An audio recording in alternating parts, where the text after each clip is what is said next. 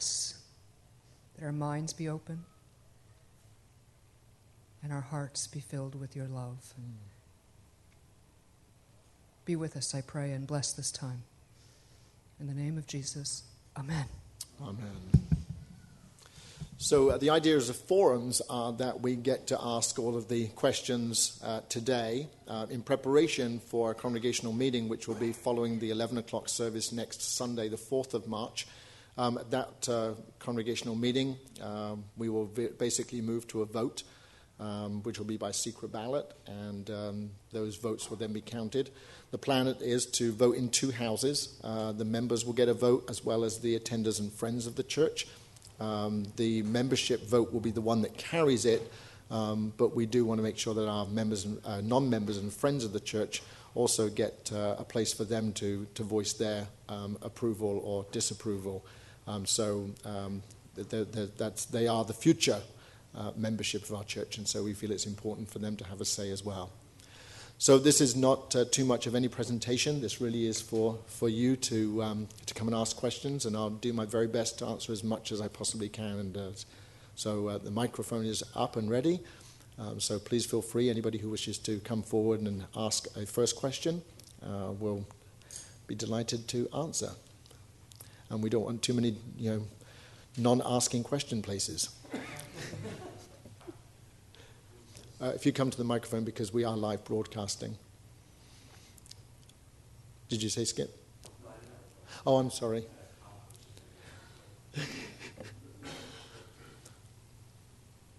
I know that you've come with questions this afternoon, so please don't be shy. And Reverend Annetta never is, so...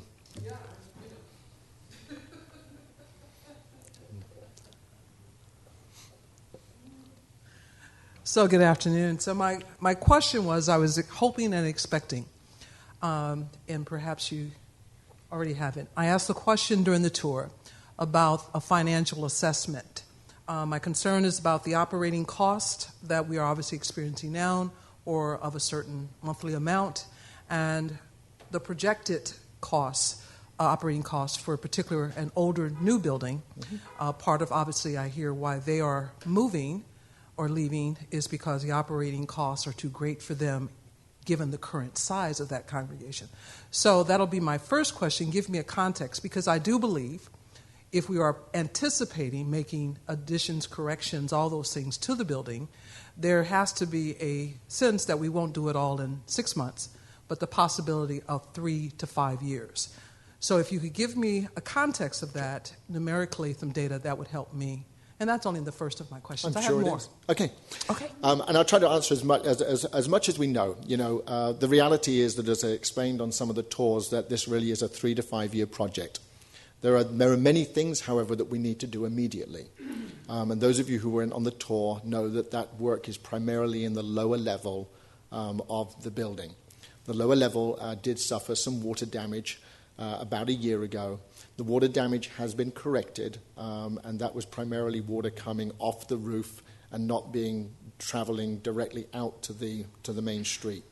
And so much of the water was actually entering into the lower level through windows and through some deferred maintenance. Also, we understand that there was a pipe that had been leaking and had not been addressed. That work has been corrected by their insurance company. And part of our escrow, they have given us the information that confirms that work has been done. And during our own due diligence, we've had contractors round to ensure that work has been done. We've also had a termite mold inspection, and we can confirm that any mold has been dealt with. As well as most of the asbestos. There's a couple of places where some asbestos still needs to be taken out. So we can confirm that the building is in good condition for the age and for some of the deferred maintenance. The cost to do the repairs to the lower level, and it's primarily the lower level that we've been focusing on in our due diligence process, is roughly about $300,000. And that will basically put the room back to as it was before, but new. So not as it was before, but in its complete workable condition. So when we knew that that was part of the condition, we also then had to look at our own finances about, okay, what money do we have? What can we propose to Mount Hollywood Congregational Church as part of our purchase and finance structure in order that we could immediately go ahead and do that work? So according to our portfolio and balance sheets, we have approximately $1.7 million in our bank account and in our investment portfolio. The proposal, as you know, is to give $1 million cash on the close of escrow on the 22nd of March 2012. They would then carry a $630,000 debt, because the purchase price is $1.63 million. They would carry a $630,000 debt that we would pay an interest of prime plus 2, which currently is 5.5%. The monthly charge of that amount of money is roughly $3,000, and I'm giving you round figures rather than to the dollar and cent. And they are proposing to remain on the premises for up to 1 year with an option to stay for 2. They would rent back from us, because we would then be the landlord and they would be the tenant. For that, and they would rent back from us for $2,500 a month. So the net between $2,500 and $3,000 is $500, and we would be paying Mount Hollywood Congregation an interest of a net of $500, which for the first year is $6,000, which for a loan of $630,000 is actually a pretty good deal. After 12 months, we would have the option to pay off the loan that Mount Hollywood Congregation are loaning us. And that gives us 12 months really to do 2 things: sell our building, and also gives us 12 months to begin the process of selling the pieces of the illumination, which we have not done. Illumination is the big logo that sits in the fellowship hall. Those pieces on the illumination project are for sale, and you can write memorials and all sorts of things on it. And it gives us a good year to start to raise money and to bring money back into the pot.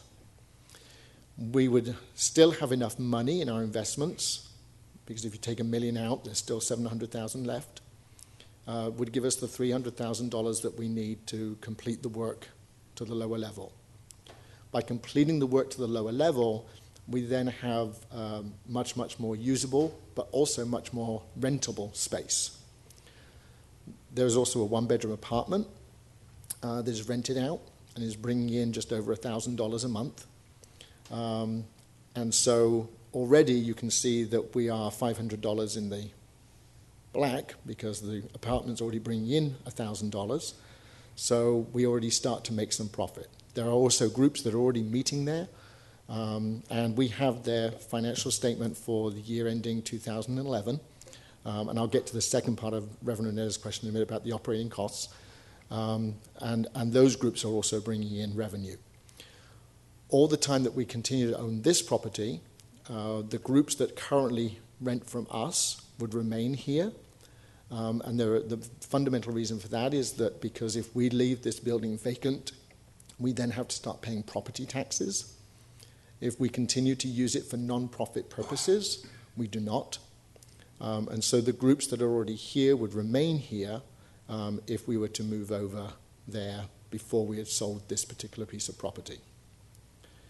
So the analysis is that the amount of money that we would lose by taking our investments out of the bank would be replaced by the amount of money that we could raise from making sure that all of the pieces of the property over at Mount Hollywood, which I'll now refer to as 4607 Prospect, because I don't want us to start calling ourselves Mount Hollywood, but that we would then start to actually make money, even though we have withdrawn our money from investments, because we have a much greater potential of renting out space at the new premises than we do here. So our hope is, it's hard to do financial analysis without actually being in the middle of everything, that we would still, the amount of income that we would lose from taking out our investments could be replaced by rental income over at the new property. Plus, we still have the illumination project to sell, and we have a building to sell. Our building is currently on the market, and we have already had 2 viewings on the property, and the building's only been on the market for less than a week, or just over a week. Our real estate agent, Dennis Herzig, who used to be the vice chair of the board, and also helped us to purchase this property in the first place. I think it would be fair to say you're receiving numerous phone calls and interest on the property, and we will continue to aggressively position ourselves to sell this piece of property. And that's our strategy at the moment, is to sell rather than to be a landlord for somebody else. Of course, that is a secondary option, is to lease this property out. And because we own this free and clear, whatever we lease this out only adds to the amount of money that we have coming into the congregation. Plus, if we lease it with a possible option to buy, there's that option. We could lease it, wait until the market gets even better, and then aggressively sell it then. So there are several strategies that the board can look at, but the first priority is to sell the property as soon as possible, so that we could take the money that we sell this property for and not only just reinvest into our endowment, but also to use some of that money to do some of the other work that we want to do to the potential new building at 4607. So that's the overall picture. I'm not sure if I hope that was as clear as I can possibly be. As far as the costs, looking at what it costs for us to run this building versus what it would cost to run that building, I have their accounts for January 1 through December 31st. And I think this is really difficult because we don't know what they've been running their building at. Has it been at 20%? Has it been at 30%? Has it been at 80%? We don't know that answer. I can give you hard figures. And so according to their accounts, for utilities, which they include gas, electric, water, garbage, telephone, and internet, they say that for 2011, it cost them $11,185.66 to run that building. From our accounts, for the same period, January through December, for trash, utilities, basically the same, our bills came to about $15,000. So it was more expensive for us to run this building, according to our accounts, than it was for them to run their building. But again, I don't know what level of percentage they were running at. Were they running at 20%, 50%, 80%, or 100%? We know it's not 100% because the lower level was not being used. So those are the only cost analysis I can give you based on their accounts and based on our accounts. We do know that insurance will go up a little bit because it's a bigger space. And the insurance for the property over there runs at about $8,500. And insurance for this building runs at about $6,000. So there's a little increase on insurance. That's kind of homeowners. I mean, insurance, not earthquake. Yes, our earthquake insurance is separate. $16,000 for this building. And we don't have a bid for that Mount Hollywood. It's hard to get earthquake insurance. And it took us a year to get earthquake insurance on this building. So that's a bid process. Okay, that stirred some.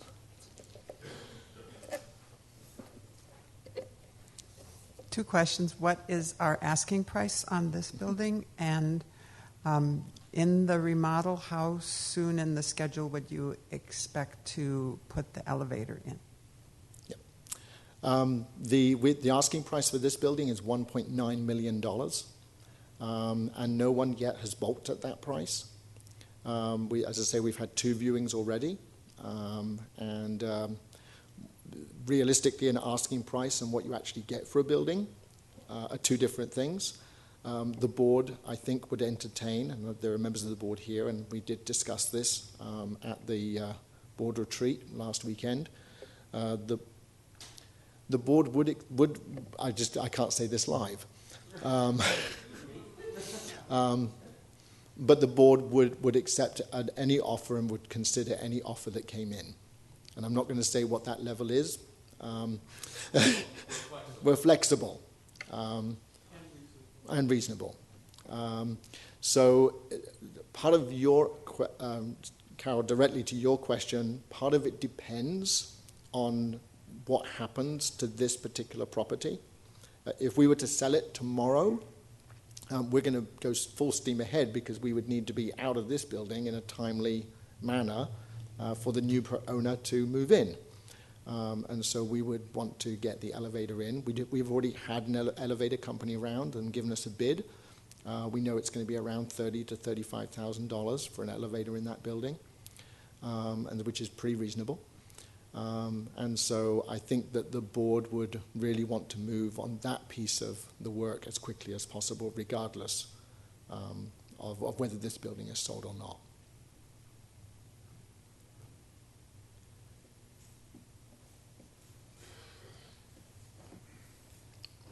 Couple questions and point of clarification. The point of clarification, I heard you say that the board, the church, has not yet started selling pieces of the illumination project, but that is not correct.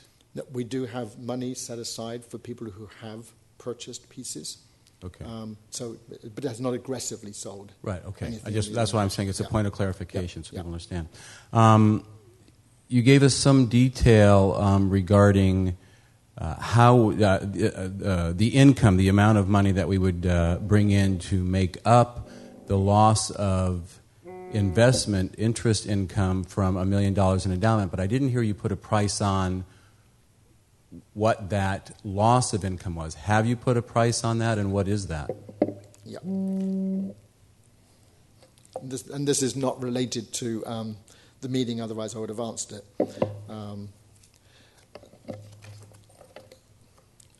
The total investment income that we received in 2011, just bear with me a second, I'm just trying to find it on the balance sheet. Can you give me a minute? Mm-hmm. Thank you. Boom, boom, boom, boom, boom.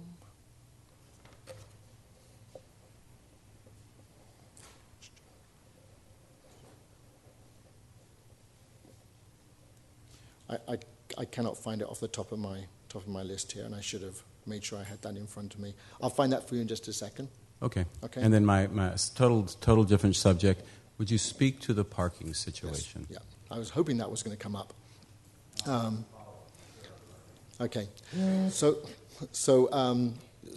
one of the things we did as soon as we knew that there was a possibility of purchasing Mount Hollywood, was to start to do a survey of the local community as to where parking is available right now. And what that meant was that we basically walked the streets. We did a Google search from the sky looking at where is parking right now, what parking lots are there. And so we immediately started approaching some of the folks about their parking and what was available and what wasn't. What we've finally done is come to negotiation on 2 particular parking lots within a couple of blocks, 2.5 blocks of the new location. And we focused primarily on Sunday because that seemed to be the time that we needed most parking. And so we have finally negotiated parking, 70 designated parking spaces in 2 locations. There will be 40 designated parking spaces at the Dresden restaurant. Those of you who know Vermont, the Dresden restaurant is in the last piece of Hollywood before you get to Prospect. and the parking lot is behind the restaurant. So it's actually closer to the building than Dresden itself. That'll be 40 designated spaces, and we have that parking lot from 8 o'clock in the morning until 2 o'clock in the afternoon. So that is actually 80 parking spaces, 40 for the 9 o'clock service and 40 for the 11 o'clock service. The second parking lot that we've successfully negotiated on is the 13th Church of Christ Science, which is just at the other end of the block. So the Dresden is in the middle of the block. The 13th Church of Christ Science is at the end of the block. And their parking lot is actually on Kingswell. We have 20 parking spaces there with potential to go up to 30, to potentially go up to 40. And those parking spaces, again, are for us from 8 o'clock until 2 o'clock in the afternoon. So those are the two parking lots that we have successfully negotiated on. I'll be signing those contracts on Monday, but we have those that signed, they're ready, they're done. Couple follow-ups. What is the seating capacity of the sanctuary? 350. So can I just go on to the rest of the parking? Okay, thanks. That's okay. So then Mount Hollywood Congregational Church currently have an agreement with the Bank of America, and we are going to continue that agreement. It's not a written agreement, it's a verbal agreement, but they have parking arrangements there for after business hours, Monday through Saturday, and Sunday. So the Bank of America parking lot has 40 parking spaces. It has 5 designated for ATM use, but the others are open, and they are on first come, first served. The other parking that we've also got is Barnsdale Park. And Barnsdale Park on the lower level has 42 parking spaces, and on the upper level has another 42 parking spaces. Now, I will say the upper level is a bit of a walk down. It's not impossible, and I have done it, but the lower level is a much easier walk. So they're again on first come, first served. I've asked Dennis every Sunday since we've been looking at this building to go home past those 2 parking lots, and both of those parking lots, Barnsdale is nearly empty. And Bank of America usually has about 6 or 7 cars in it on the busiest times that we're looking for on Sunday. Hollywood Boulevard is also completely open on Sundays, and parking is almost instantly available. And then there is one more parking lot, which is a public parking lot, and that is between Melbourne and Kingswell. It's a public parking lot, and they charge $1 an hour or $4 for 10 hours. So between Bank of America, Barnsdale, and I'll just take the lower lot, I won't count the top lot, but the lower lot, the 2 designated parking lots we've already secured, and the public parking lot, that is, do quick maths, just on one sitting, 40, 70, 110, 150, 190 parking spaces that are available. 70 of those are designated. And they're all, you said, within 2.5 to 3 blocks of the... Yeah. When we did the tours, I parked at Barnsdale, and it took me 5 minutes to walk across. And it would have taken me 10, but I walked past Starbucks. So that's Sunday. Now, evenings and other meetings.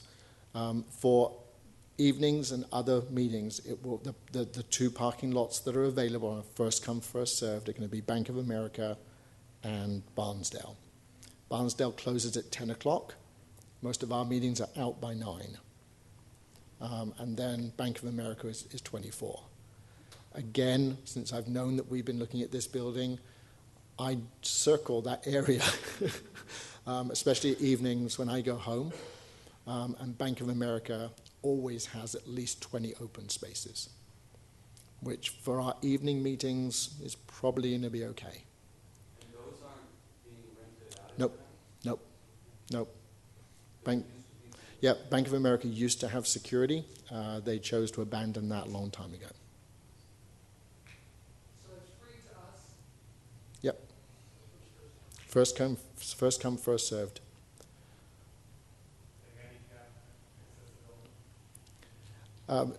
There are 3 handicap designated spaces, 2 on the side. If you're looking at the building, to the right-hand side of the building, there is blue markings. There used to be 4 or 5 blue spaces there, but they have been 2 or 3 of those spaces have been covered up with a grey paint. We are immediately actually going to go back to the city and ask for them to reinstate those parking spaces. And we're told that there shouldn't be a problem with that.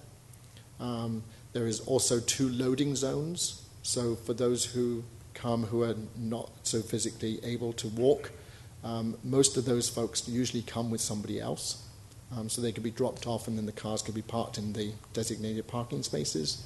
And then there are 3 tandem car places on the side of the building. So for those who really, really can't walk, have some challenges, we'll just have to stack cars on those premises.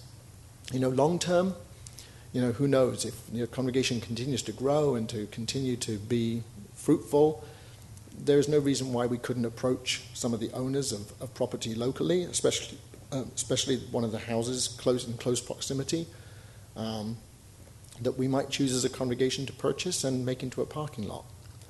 I will say from someone who has some kind of green conscience that we might not want to own land just to put cars in on a Sunday.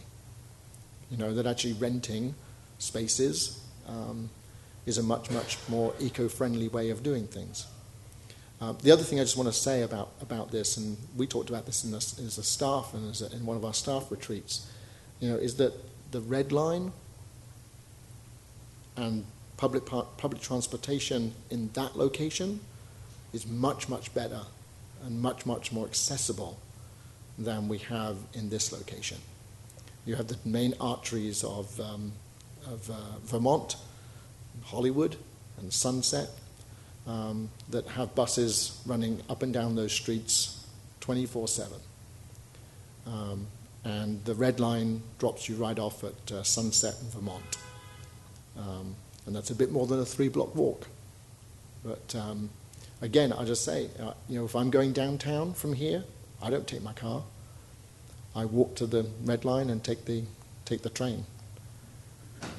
And for some of our congregation who don't have cars, and I'm thinking more specifically, perhaps I shouldn't be, but perhaps of our Latino congregation and some of our own congregation 11, that may be an option for many of us to come, many of those of us to start thinking about public transportation.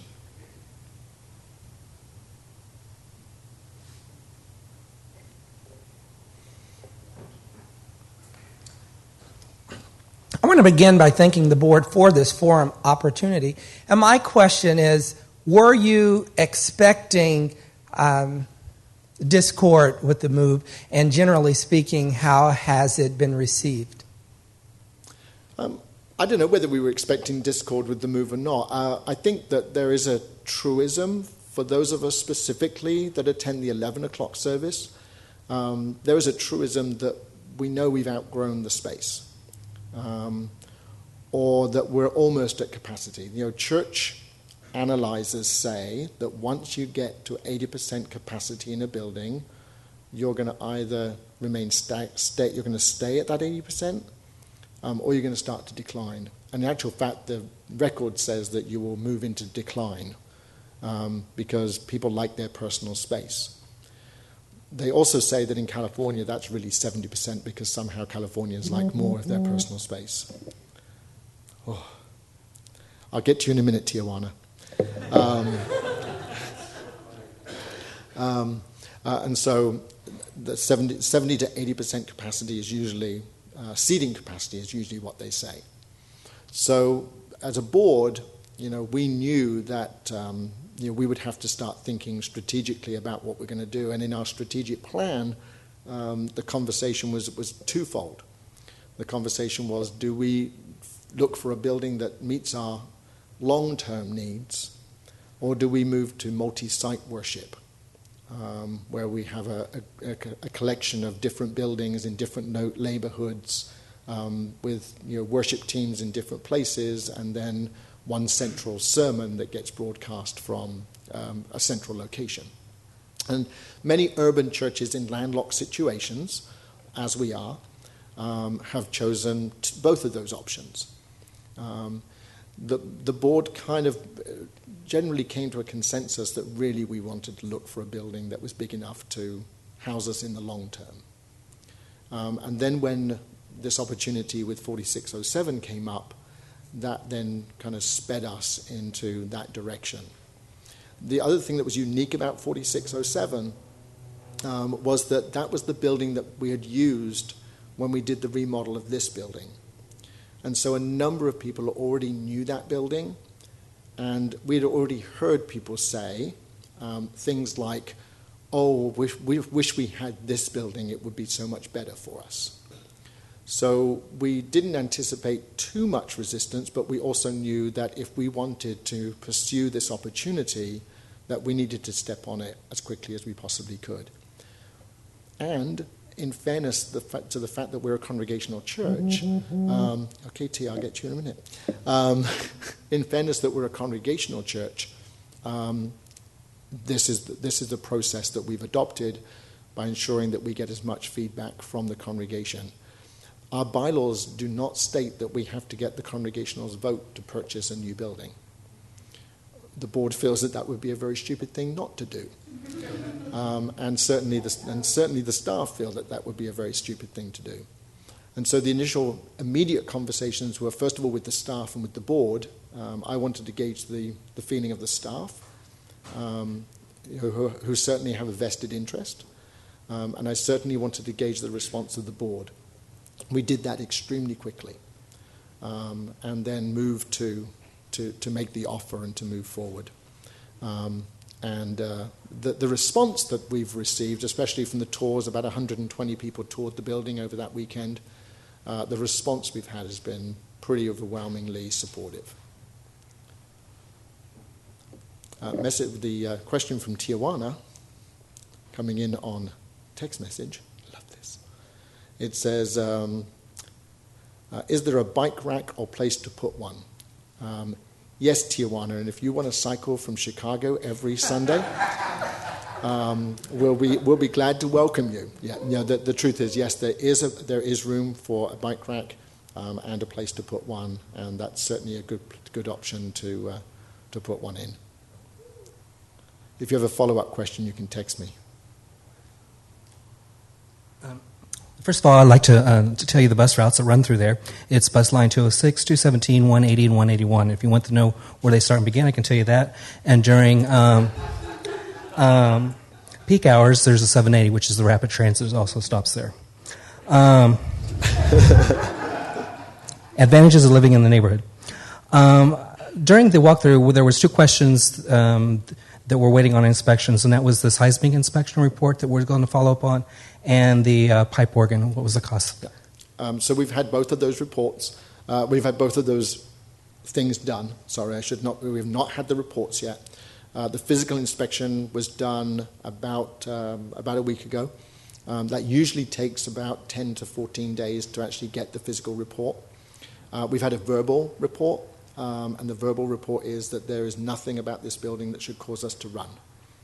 That it's a great building. It was made at the times when a 2x4 was a 2x4 and not a 1.5 by whatever,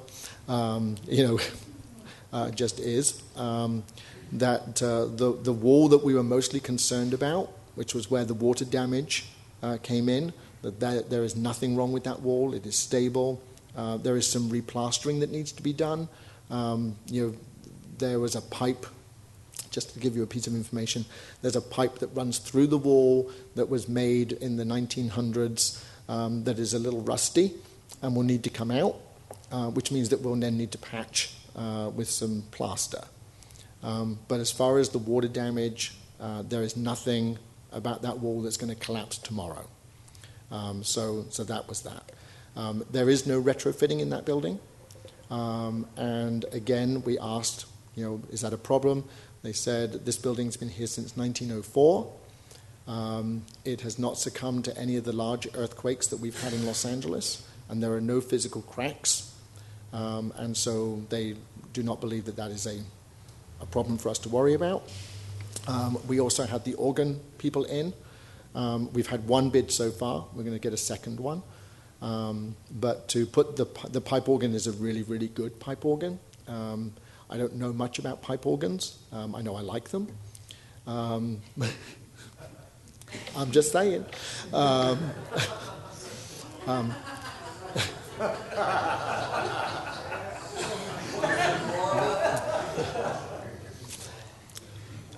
It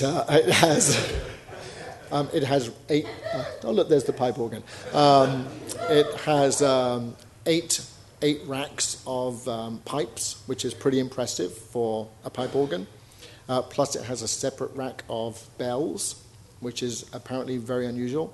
And the organ specialist that we had come in knows that organ pretty well, and said that by putting the pipe organ back to good condition, which is bid for, that we could add ourselves to the circuit of organ concerts and the Organ Association of Los Angeles, who would just love to come and perform concerts in the building. Again, I don't want to say how much that's going to cost because we're getting a second bid, but it certainly would be manageable to put that back into service pretty soon. And if you want to ask me afterwards, I'll tell you how much that bid is. What is pretty soon? What do you mean? When you said pretty soon, put that back in operating? I would like to talk to the board about doing that almost immediately. It seems silly to me to have an organ of that description and value and not have it accessible. And part of what we're planning to do, and one of the reasons why I would like the pipe organ back, is because we want to start a very traditional high Anglo-Catholic worship on a Saturday night at 5 o'clock that the organ would be vital for. Some of these decisions are not mine, these are the board's. They set policy and give me money. Then they let me spend it. Is there a proposed plan or anticipation of what's happening with the child care or the nurse or the daycare that's there? Yep. So there is a daycare. They have been in. When I say they, the leadership team of Mount Hollywood Congregational Church have been in conversation with a daycare provider.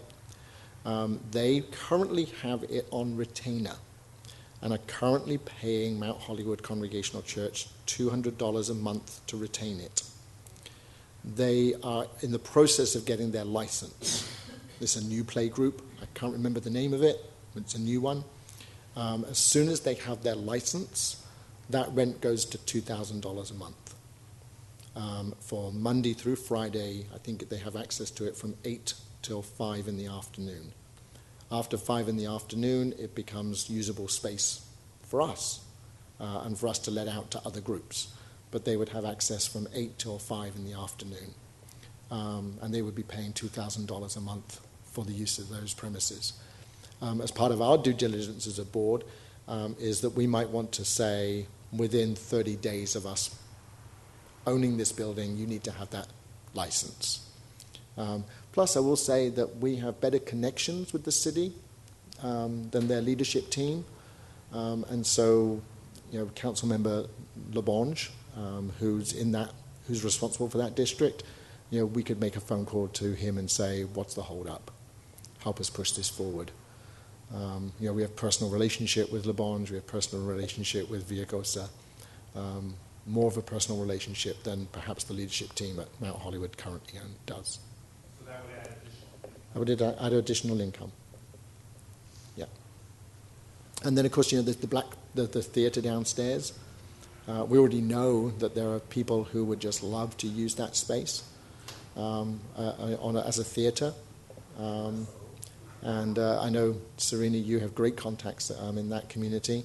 And again, that's just more income coming in to not only replace the amount of income that we would lose by spending $1 million of our investments, which would ultimately be replaced, but would ultimately add to our bottom line because, let's just be honest, as we continue to grow, we're going to have to add more staff. And some of that money is going to come from increased tithes and offerings, and some of that is going to come from our being very wise about the stewardship of this building and what we can potentially raise. They did give us, correct me if I'm wrong, Dennis, but they did give us some idea of, in the heyday, what that building was bringing in, and with the usable spaces rented out continually, it was close to $100,000 a year. What about the kitchen? What about the kitchen, Crystal? Aren't they supposed to? There was something said about renting that out also. Yeah, there was potential to let it out to to commercial catering companies. During the day, we don't have a lot going on in church, apart from a daycare and all the staff doing what they do. That's really a lot. But the reality is that there is other spaces that are available during the day that would bring in additional income.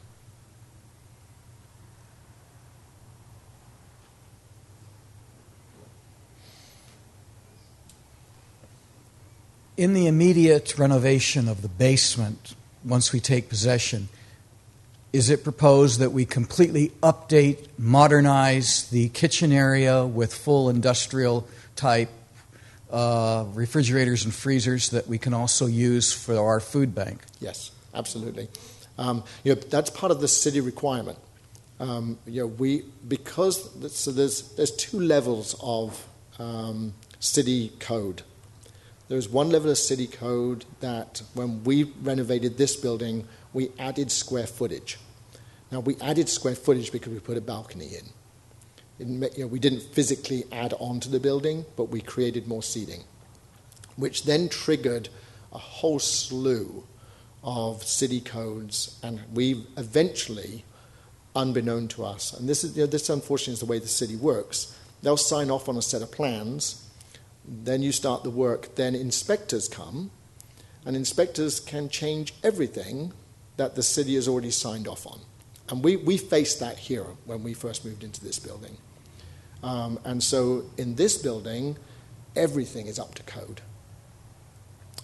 There's not an old piece of wiring in this building. Nothing. Which now we're coming to sell it is meaning that we can demand top dollar for this particular building. Then there's a second level of city code, and the second level of city code is when you are just replacing what was originally there. So there was originally a kitchen there. There were originally toilets there. There was originally a roof there. And because this was considered water damage, it's a reinstatement rather than a remodel. So all the city are going to be concerned about is the area that we are replacing. So we are not going to have, under this level of reconstruction, according to the city, we are not going to have to bring the whole building up to code. But we do have to bring up to code the lower level. And we wouldn't want to do anything else. That's not our style. So we will have to replace some of the galvanized piping. We are going to have to replace some of the knob and tube. Thank you. I'm learning new technology. We are going to have to make sure that the kitchen is completely up to standard, a commercial standard. And we are going to have to ensure that the hood above the range now takes the exhaust up the outside of the building and above 10 feet to ensure that no one gets smogged more than we do already in Los Angeles. And the other thing that we do want to do is actually make sure that we start to think green while we're doing all of this. So low flush toilets, and we're going to replace the water tank with a tankless water system, and add air conditioning to the current heat. And that's all covered in that $300,000 ticket. That so we are already planning for them when we start to move up the building, making sure that we have the infrastructure done in the lower level that can then continue up into the rest of the building. And that's that's one of the things that we get now that the board is a strategy board, that's one of the things that we get to do rather than manage the day-to-day stuff. We get to think, okay, what's big picture and what do we need to do here in order that we don't have to undo it and repay all that money when you start to move up through the building. Is that helpful? Can you get to the microphone? There are people listening online. We really, really want them to hear us. It's been nice. Okay. Will we be able to ring the bell? Yes, we will. There is a single bell that is in the bell tower. It's a manual bell. Most of you did not get into the bell tower because it was, it just wasn't the place we wanted people to go. It's not 100% safe up there for a lot of people. The bell, is actually not mounted up, and we will get the bell mounted up so that when you ring it, it actually does, not just hear it in the building, but you hear it in the neighborhood. And that's really, really simple. At the moment, the bell is mounted on, 2 Home Depot wooden horses. Yeah, it's not very gay. It's not very gay. So we're going to mount it up higher so that it can be heard. And eventually, who knows? Somebody may want to say we want to put a peal of bells in there, and so in their will they might leave money to the bell tower. This is long-term stuff, right? But we want to make it functionable. And for those of us who come from a more liturgical background, the bell should be rung at the elevation of the Eucharist. And so for the Saturday night service, not only will the St. Angelus bell ring, but the bell in the bell tower will ring as a symbol that the Eucharist has become the body and blood of Christ. So we're trying to think, about what is the whole community that we're now serving. And it's not just one type of service or one community, it's a whole slew of. And we have a building in this building. I think that we have the potential not only to be here for 3 years, as we've been in this building, but I think for a longer term. But in order for us to do that, we need to offer more than we're just offering. So the answer is yes. It is manually pulled, and so we need some people who can do that. I could become very flippant about it, but I'm not going to be so. But yes.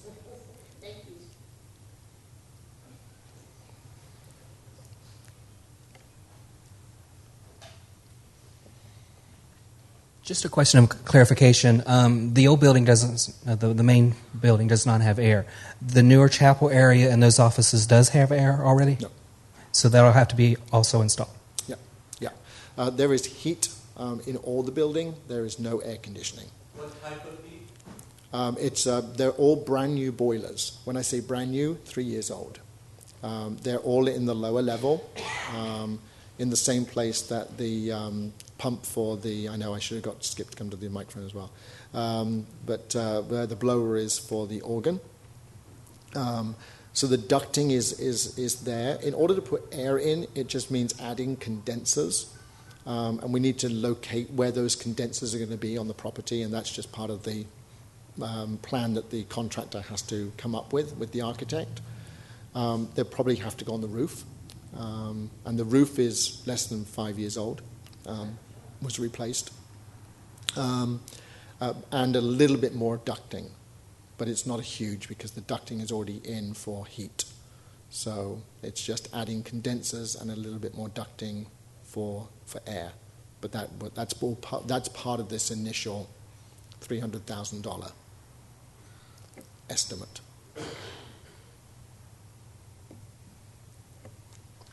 So I have two questions. Actually, one goes back to my tour 2 weeks ago.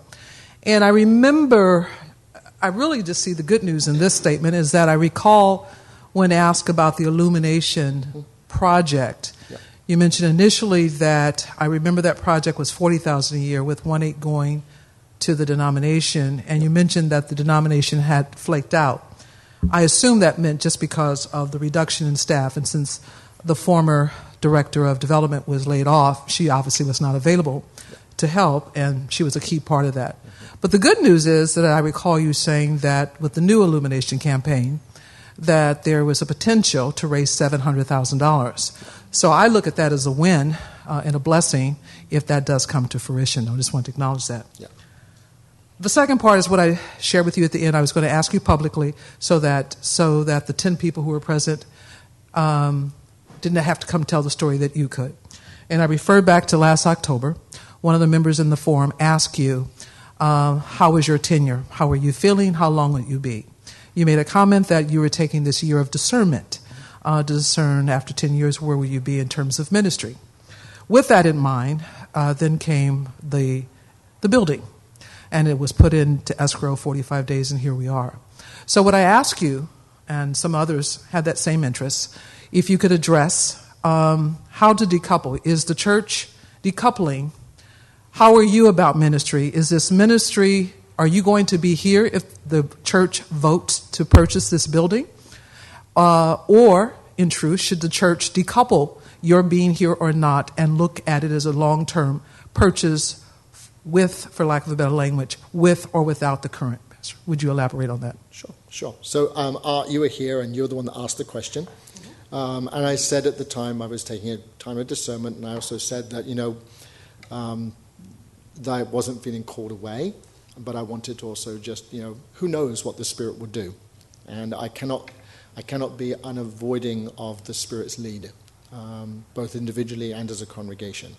I think my being here, at this stage of my career, 10 years in, is in some ways, some people would say this is the end of a tenure. Some people would say this is just the beginning of a tenure, not 10 year. And so, there are different kinds of philosophies around that. I had this very open and frank conversation with the board when this first came up, the 1st of January 2012. Here we are, 8 weeks later.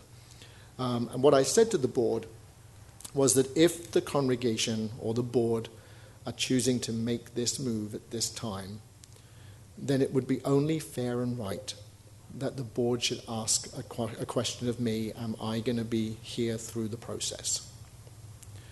Because I know whether you agree or whether you don't agree, I know that a change in leadership at a time when you're making a big move such as this can cause devastation in a church and in a community. And primarily it's because usually a pastor will lead you into debt and then leave. Let's be honest about it. I'm not going to put any elephants in the room, but that's generally what happens.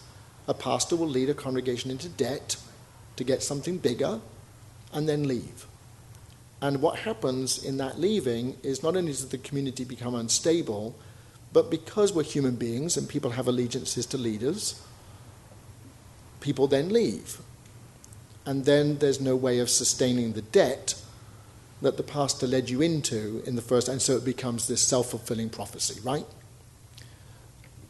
When Onetta asked that question at the tour, I think I was pretty clear about this conversation I had with the board.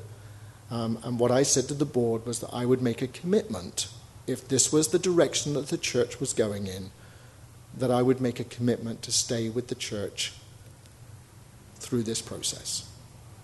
Because I felt that that was incumbent upon me in my integrity to travel with you.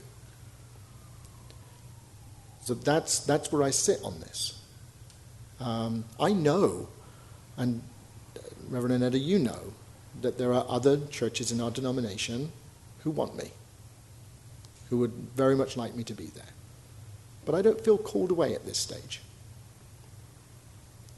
That's where I'm at today, because I think this is a ministry of partnership. So I think that's as honest as I can be, and as public as I can be.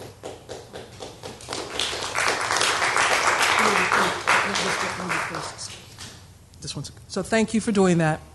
I think what I did ask you then was, rather than having the 10 of us sitting there, go back and tell the story, that it was appropriate to address the Congregational Forum so that they could hear it too from your mouth, rather than how we may interpret. So I thank you for the transparency. That is an important decision for this congregation as they go forward. And I just want to make one other comment. Yes, sir. I do not want you, as a congregation, to vote to purchase this building because somehow Reverend Neal wants it. If that is your motive for voting, may it not be so.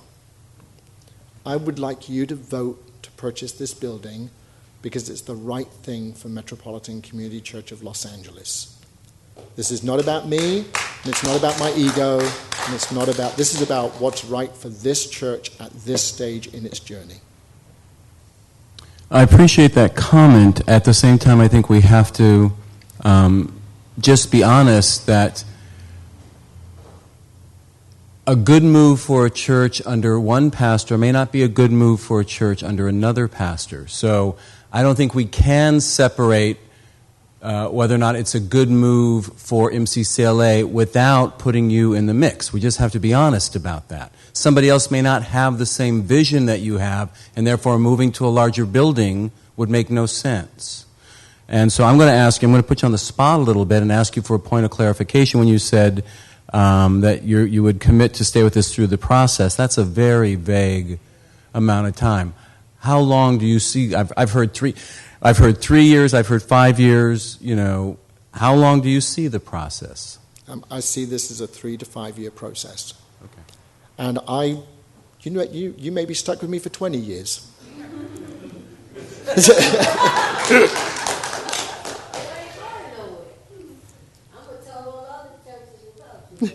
Yeah, they won't want me.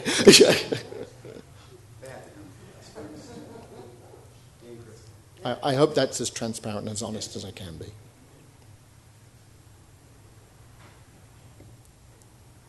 Art, I love it when you walk out with a really, really puzzled face.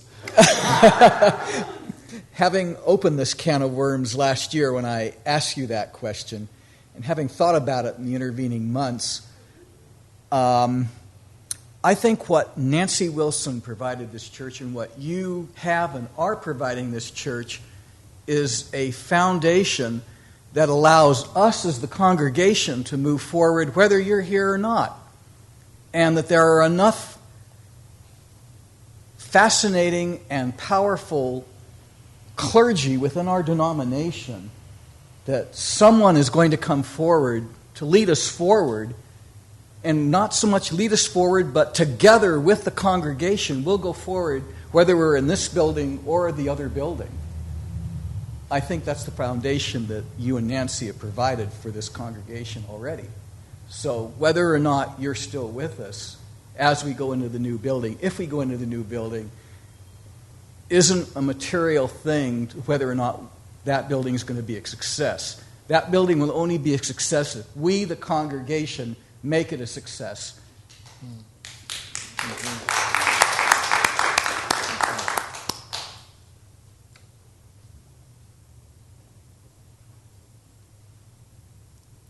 Do we have any more questions for the forum? Do you feel as though you have enough information to make a vote next Sunday?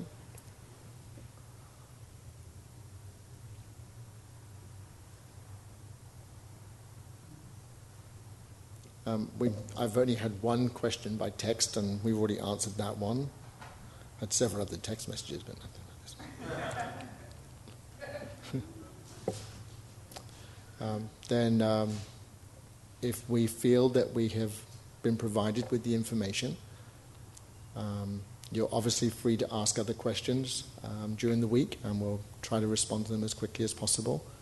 But next Sunday, we're going to vote. Is there any discussion time next week? Yeah, I would. No. That's why we have forums. So we will have. I have one more question. Is it still open? Please, yeah.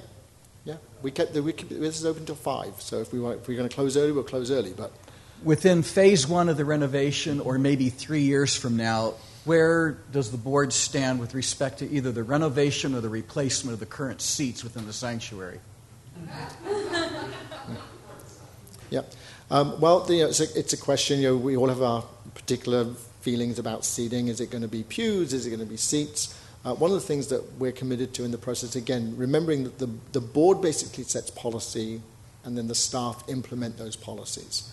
So part of what we talked about as the board was actually setting up focus groups for different pieces of the work that we do. And that those focus groups would be, would again like have forums like this, and then then take that information and figure it out. Because let's be honest, if we were to open up a forum to what color we're going to paint the walls, we're going to have 400 different opinions, and not one of them is going to be the same. And knowing this congregation, if there are 300 people, we're going to have 800 opinions. So there has to be some body that makes a decision. Currently, the intent is to leave the seating as it is. It's historic. It has implications on the building. And in that particular configuration, it works. And we know how many chairs there are. One of the things we've had real difficulty here is knowing what is our seating capacity. Because on different days you have different numbers on different pews for a number of different reasons. In that particular building, it has seats. Now, that doesn't mean that we might want to invest in padding the seats. And doing things like that. But we are not going to have the money to do that right away. So, we may be able to purchase cushions, there are other creative things that we might need to do to start with. In the long term, there may be a focus group that comes together to say, okay, what's the overall color that this sanctuary will absorb? Knowing that we have some limitations because of the color of the stained glass windows. So let's bring together a group of people who have expertise, not just those of us who think we know about color. But let's bring together some of our experts, people in the congregation who do interior design for a living, who have that gift, and say, okay, and this is what the palette could look like. And in order for that, this is the color we could do the padding, this is the color we could do on the wall, this is the color we could do on the carpet, to create a palette so that there's an overall scheme. Not what we tend to do, and we didn't do it in this building actually, but we do one thing without consideration of the next thing. And it's really important that we start to think beyond just one project at a time, because every project has a knock-on effect to the next. Does that make sense?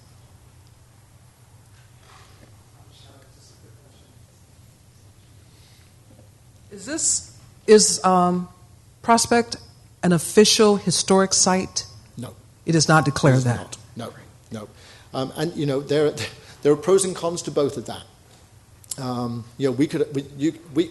Any building can apply to be a historic site, but you have to apply. In this city, they do not designate, according to my information.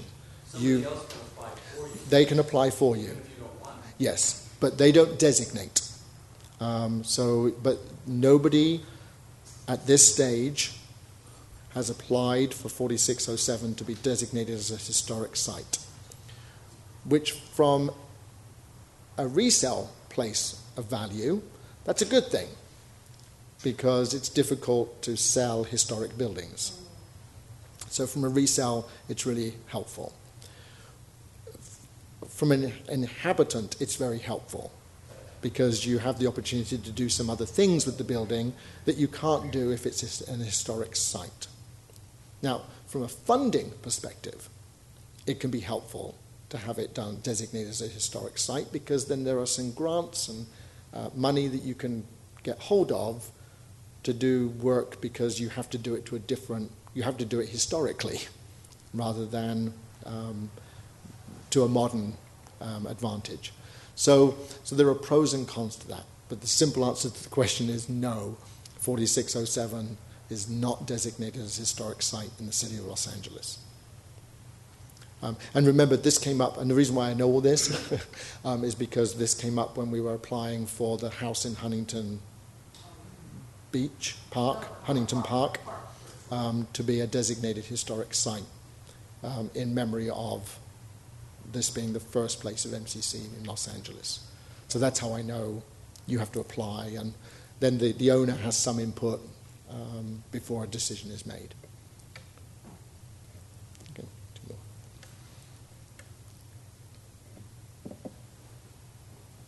more. It's just kind of a logistical question. Once we get into the new building, how soon will we be able to get our web broadcasting up, and would there be any lapse of service? Okay. Good question. And Scott, the reality is that we don't know. Part of it will depend on whether we've sold this building or leased it out. Because when those decisions are made, say somebody comes in on Monday, makes an offer on Tuesday, and they want us out in 45 days. That's the escrow period that we've negotiated on at 4607. That gives us 45 days to basically pack up our stuff and leave. Now, we can negotiate that. We can try and get 60 days. We can try and get 90 days. We could try and get 120 days. But the reality is, if you've got somebody giving you a good dollar, you have to negotiate that. Anyone who's sold a house or any piece of property knows that that's part of the negotiations. So part of it, the time begins to clock and tick when we've either sold the building. That's when the time clock goes.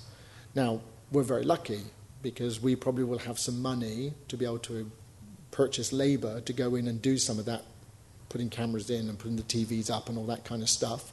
So we'll be able to do some of that, while we're leaving this place and moving into the other place. But I can't answer that definitively for you right now, because it just depends on when the clock starts ticking. If we have not sold this building, we don't owe anything on this, so it's not costing us anything apart from utilities. And if we've not sold this building, then our ideal would be to delay moving out of this building into the new building until we're ready to go.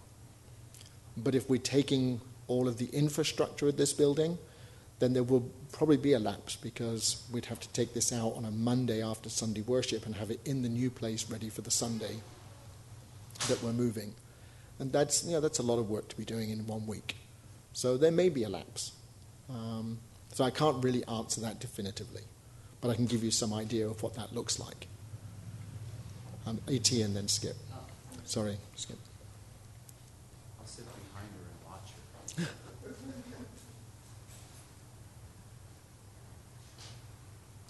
Thank you, Vicar, for giving us that timeline on your commitment.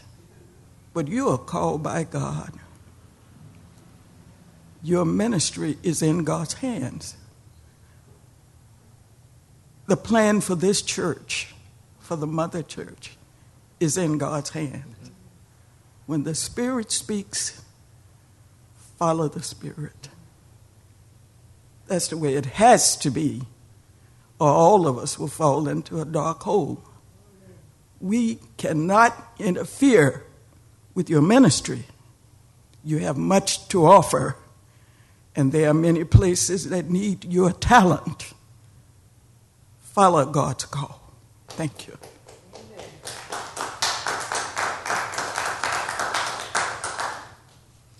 Second opinion. No, I'm kidding.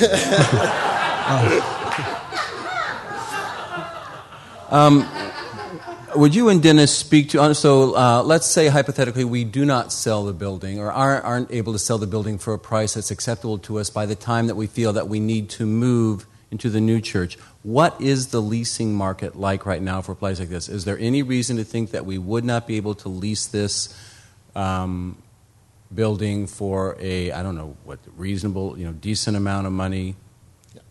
One of the people who viewed the building has already asked about leasing possibilities. We have said that our preferred option is to sell. Right, and a follow-up. And what is the desirable leasing price? Rent. Our desiring leasing price would be $7,500 a month for these premises.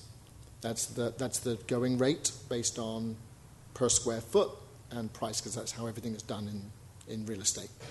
So we would ideally like $7,500 a month minimum. Which I don't think is unfair for a building like this. So that's the market. And that, what was the first part? What is the potential? Well, yeah, as I say, we're getting inquiries on both, and we're marketing it as both.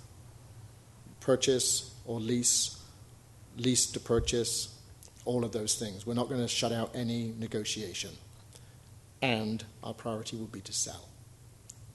Just, part of being a landlord, it's not, we know what that was like when we were at 8714. It's another full-time job. And our priority would be to sell. Amy, sorry.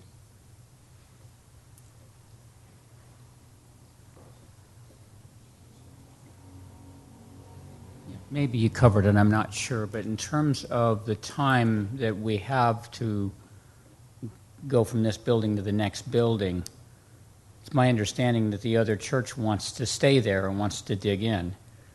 Do we have that flexibility if this church sells and, we need to move out in 45 days to be able to force them to get out in 45 days as well? No, they will stay for a year. No. They will stay for a minimum of 60 days and a maximum of 2 years. And during that time, they will have this. They will have one office, and those of you who went on the tour saw the office that they're going to get. They will get that office, and that will be for their secretary, their bookkeeper, and they're recruiting a part-time pastor. So that's where they would be housed, and that would be their room 24/7, 365 days of the year. On Sunday, they are still making the decision about whether they're going to have a 10:30 a.m. service or a 5 o'clock p.m. service. If they choose to have a 10:30 a.m. service, they will have their worship in the chapel. If they choose to have a 5 o'clock Sunday afternoon service, they will get the sanctuary, and they'll follow the 1:30 service. So they would have access to the building from 4 o'clock in the afternoon. And from 4 o'clock until 8 o'clock in the evening on a Sunday, they will have access to I'm going to call these by their room names and then tell you where they are. Mm-hmm. The Hunter Room, which is the room in the courtyard that has a small little kitchen in it. They would have, with the fireplace in, that's the Hunter Room. They would have the Ryland Room, which is the room directly behind the sanctuary that used to be the original sanctuary. They would have access to the Gandhi Room, which is where godly play takes place, the kids' room. And they would have, that would be what they would have access to. They would also have access to one room on a Tuesday evening for their choir practice. And they will have 2 small closets in the Ryland Room for storage and for their choir robes. And so that's what they would get for their $2,500 rental from us per month. Okay, and it wouldn't impact us having services there at all? No, we have made sure that we can move there at any time we want to, after the 22nd of March, provided escrow closes and you vote affirmingly next week, that we can move any time after the 22nd of March. And I've consulted with the board as to try to make that, if we have not sold here, that we can stay here through Easter and move projected, may not happen, projected, to have our first service over at 4607 on Pentecost Sunday. It's a symbolic day for the church. It's the anniversary of our Spanish-speaking ministry, and it's also liturgically the birthday of the church. Not MCC, but of the church. Thank you.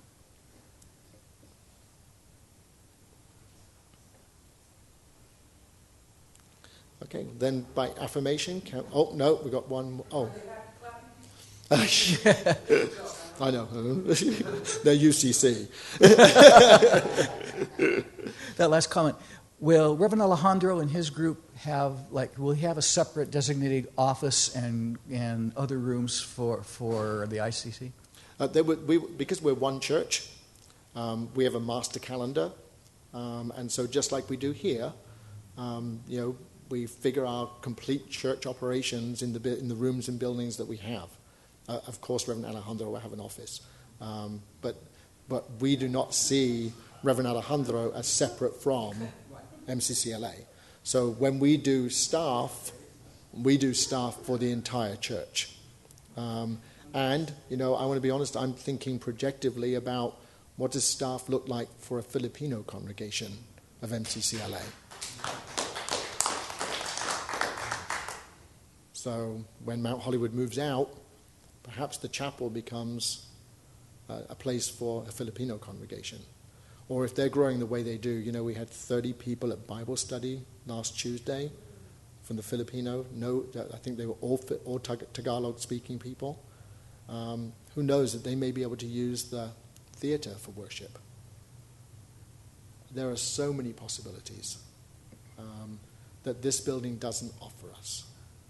And that is the momentum for why we're looking at something bigger.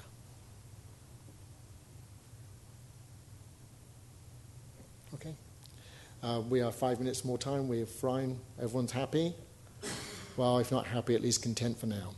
So please know that you do have access to board members, to me, during this week. But please know next Sunday, we'll call the question. Be secret ballot, yes or no. The board would like and the staff would like an overwhelming majority. And we're not sure what overwhelming means, but certainly not 50%. Of both members and also of our friends and attenders, because those are also part of our next wave of growth. So thank you so much indeed. Let's see. Reverend Alejandro, would you come forward and close us in prayer?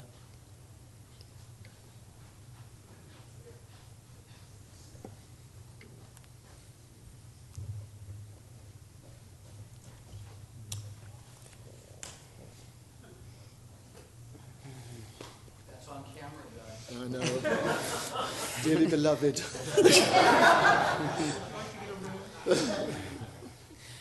God of many names, we give you thanks for the opportunity to step out of our boundaries, to extend the promise, and to know that it is because of you, because of Spirit, because of the living Word that exists in us, that we have the potential to live out that Word that abides in us. Inspire us, move us, live in us, breathe in us, motivate us, and allow us to be all that you aspire that we be, so that we can truly continue to make waves in this world that we live in, break down barriers, build bridges, and allow the world to know that we are not done yet, and we can be the church that we were called to be, not only 43 years later, but 143 years from now. God bless you so that we, next week, can truly raise our voices in hope. In the living Christ we pray, amen and amen.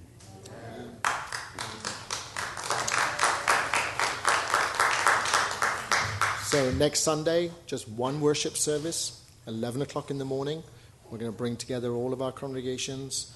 And then 1 o'clock will be the congregational meeting. We should be out of here by 1:45. Okay? Thank you, everybody.